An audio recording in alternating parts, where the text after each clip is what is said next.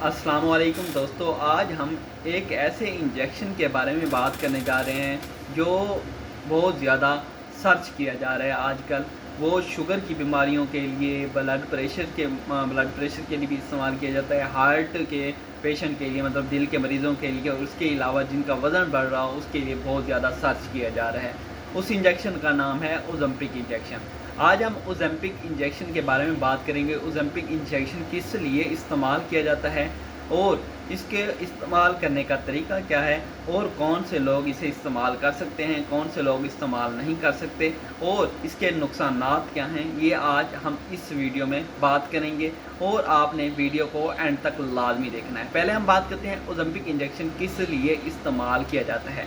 Ozempic injection एक तो blood sugar level को कंट्रोल करने के लिए इस्तेमाल किया जाता है। दूसरे नंबर पे ये आपकी भूख को कंट्रोल करने के लिए इस्तेमाल किया जाता है। थर्ड नंबर पे आपके वेट को कम करने के लिए इस्तेमाल किया जाता है।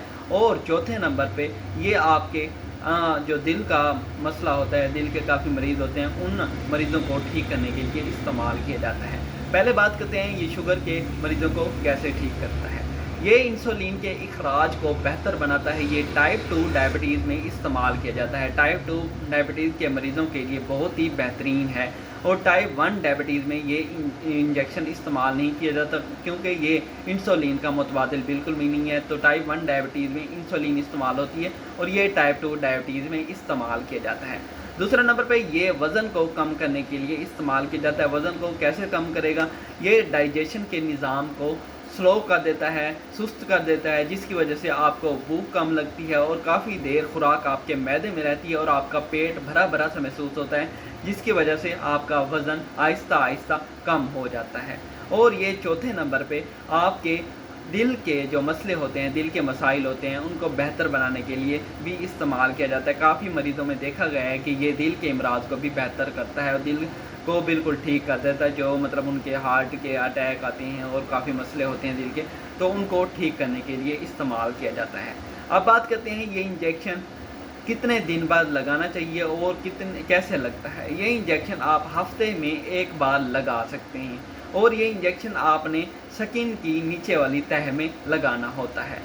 इनकी ऊपर वाली तह जो है उससे दूसरी तह में आपने ये इंजेक्शन इंजेक्ट करना होता है। ये रान पर आप लगा सकते हैं, बाजू पर लगा सकते हैं और आप पेट पर भी लगा सकते हैं। तो बाकी आपने ये इंजेक्शन डॉक्टर की हिदायत के मुताबिक इस्तेमाल करना होता है।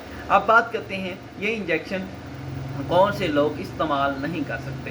ये इंजेक्शन हामला ख़वातीन इस्तेमाल नहीं कर सकती, जिनको लबे का मसला हो वो इस्तेमाल नहीं कर सकते, और जिनकी कैंसर हिस्ट्री हो, पुरानी कैंसर मतलब हो, पुराना कैंसर रह चुका हो, उन्हें फिर ठीक हो गया हो, तो वो भी लोग इस्तेमाल नहीं कर सकते। अगर वो इस्तेमाल करना चाहते हैं तो वो डॉक्टर की हिदायत के मुताबिक इस्तेमाल करें, ऐसे बिल्कुल भी ना इस्तेमाल करें। और काफ़ी लोग ये सर्च करके खुद से इंजेक्शन लगाना शुरू कर देते हैं, लेकिन ऐसा बिल्कुल भी नहीं करना चाहिए। ये इंजेक्शन आपने किसी डॉक्टर से मशवरा करके फिर इस्तेमाल करना है, फिर लगाना है, ऐसे बिल्कुल भी नहीं लगाना, क्योंकि जो चीज़ भी आप लगाते हैं उसके फ़ायदे के साथ साथ साइड इफ़ेक्ट भी होते हैं। अब बात करते हैं इसके साइड इफ़ेक्ट क्या क्या हैं। इसके साइड इफ़ेक्ट ये हैं कि आपको उल्टी आ सकती है, मतली हो सकती है, आपके जिस्म पर एलर्जिक रिएक्शन हो सकता है, आपका स्टमक डिस्टर्ब हो सकता है। और ये जो अलामात मैंने बताई हैं ये फ़ौरी कभी आ जाती हैं, कभी फ़ौरी नहीं आती, और आपका जो मैदा है वो काफ़ी मतलब डिस्टर्ब हो जाता है और आपको बाद में पता चलता है, तकरीबन एक हफ़्ते बाद भी ये अलामत शो होती हैं। तो आपने इस चीज़ का ख्याल करना है। अगर आपको वीडियो अच्छी लगी हो तो वीडियो को लाइक करें, चैनल को सब्सक्राइब करें। मिलते हैं अगली वीडियो में, तब तक के लिए अपना ख्याल रखिएगा। अल्लाह हाफिज़।